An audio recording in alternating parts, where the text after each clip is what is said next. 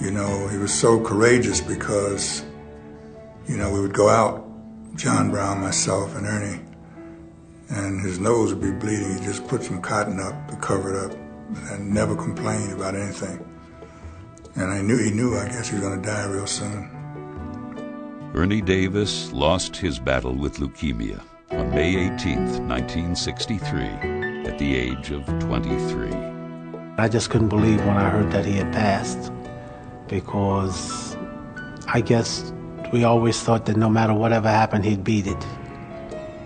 And I think if he was here today, he would beat it. He was a great human being, a man that transcended everything, really. A lot of people loved him. He represented himself so well without ever being Uncle Tom or subservient. He's a mild-mannered individual, but he's very strong. Great athlete, a real fine student. A young man that I had a lot of respect for. You know, Ernie Davis just will always be a Syracuse hero for so many reasons. He was such a great kid, such a great football player, and he died very bravely, and the way he handled that whole horrible situation, as guys like Art Modell would tell you, was remarkable. It's been 40 years. You know, it's been 40 years, but I still think about Ernie. He impacted me enough that I named one of my sons Ernie. What makes it difficult is that he was a nice person.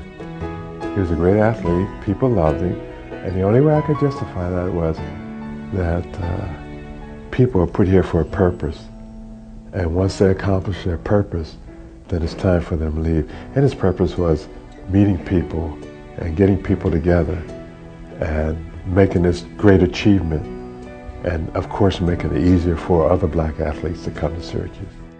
To me, I thought that he was God sent for some reason. And we always had the fear that he was too good to be here. When we were young, we'd always just say that. He's just too good to be here. You know, I tell you something, Ernie's with me every day.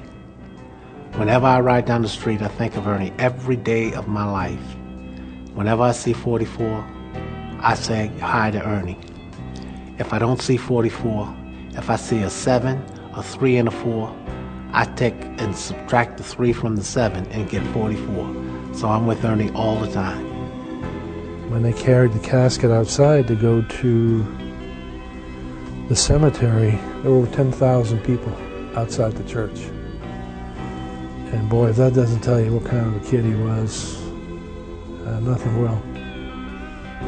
I saw Ernie, I think, 2 weeks before he passed. And we were walking down the street. And a little boy, and I guess you've heard this, a little boy come up to him and said, "You're Ernie Davis, you're going to die." And Ernie said, "Well, we all are going to die sometime. But I have lived a complete life, and I have done a lot of things that people my age will never do." He said, "I've helped so many folk along my way. Maybe it's time for me to go." I said, "Well, what did you do?" He said, "You won't know about it until I'm gone." I just realized what he was talking about. Imagine, all these years after his death, he's still doing good. People still writing stories about him. People still using him as a benchmark for character. And I don't think he could have obtained it if he lived. He couldn't have lived up to the standard. No way. And I think he knew that and understood that long before we did.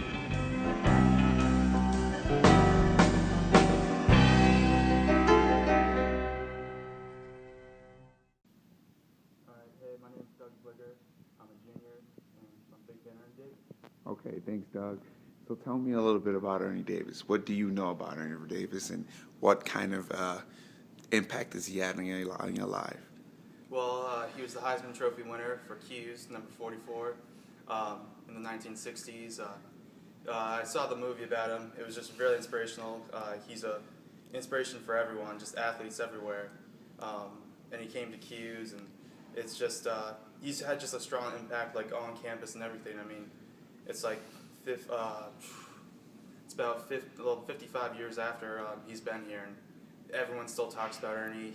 Everyone says we have the cafeteria named after him and a whole building. Like, it's just an inspiration. He left his mark at Q's. And what has he left behind besides just his legacy? What has he left behind, and also how has the game changed ever since he left?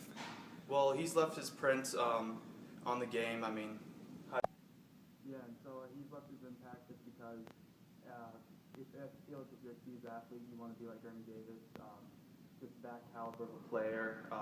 I mean, he played lax, he played football. He just loved playing sports, and that was his full motivation. And I just feel like no matter what you do in business, architecture, no matter what, you want to represent what you like to do and do it to the fullest that you can do.